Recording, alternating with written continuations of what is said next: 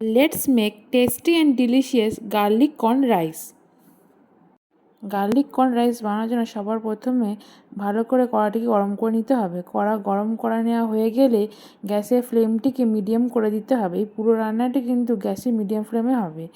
এরপর এর মধ্যে দিতে হবে 2 চামচ পরিমাণ রিফাইন্ড অয়েল আর দিচ্ছি 1/2 চামচ পরিমাণ বাটার। বাটার আর তেলটিকে হালকা নাড়াচাড়া করে এর মধ্যে দিতে হবে সামান্য পরিমাণ গোটা জিরা আর দিচ্ছি 4 থেকে 5টি রসুন গ্রেট করা। এরপর এটিকে হালকা করে নাড়াচাড়া করে নিতে হবে। মিডিয়াম ফ্লেমে রসুনটি ভালোভাবে ভেজে নেওয়া হয়ে গেলে এর মধ্যে দিচ্ছি পরিমাণ মতো বয়েল করে নেওয়া সুইট কর্ন আর দিচ্ছি এখানে সামান্য পরিমাণ ধনেপাতা কুচি। এরপর এটিকে ভালোভাবে 3 থেকে 4 মিনিট ধরে ভেজে নিতে হবে।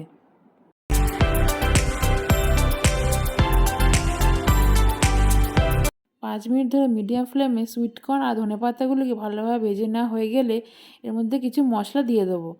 এর মধ্যে দিচ্ছি 1/2 চামচ পরিমাণ অরিগ্যানো, 1/2 চামচ পরিমাণ চিলি ফ্লেক্স, পরিমাণ মতো চিনি, সামান্য পরিমাণ নুন আর দিচ্ছি সামান্য পরিমাণ জিরে গুঁড়ো। এরপর এটিকে ভালোভাবে 1 মিনিট ধরে ভেজে নিতে হবে। সব মশলাগুলোকে দিয়ে ভালোভাবে ভেজে নেওয়া হয়ে গেলে এর মধ্যে দিচ্ছি বয়েলড রাইস। এরপর এটিকে আরও মিডিয়াম ফ্লেমে 3 থেকে 4 মিনিট ধরে ভালোভাবে ভেজে নিতে হবে।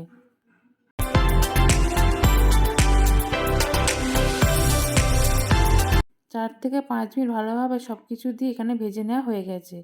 এখানে আমার আজকের recipe garlic corn rice ready হয়ে গেছে। আশা করছি আমার আজকের এই সহজ পদ্ধতিতে বানানো রেসিপির ভিডিওটি আপনাদের ভালো লেগেছে। যদি ভালো লাগে অবশ্যই ভিডিওটিকে লাইক শেয়ার করতে ভুলবেন না এবং আমার চ্যানেল নিত্য আপডেটের জন্য চ্যানেলটিকে অবশ্যই সাবস্ক্রাইব করে রাখবেন।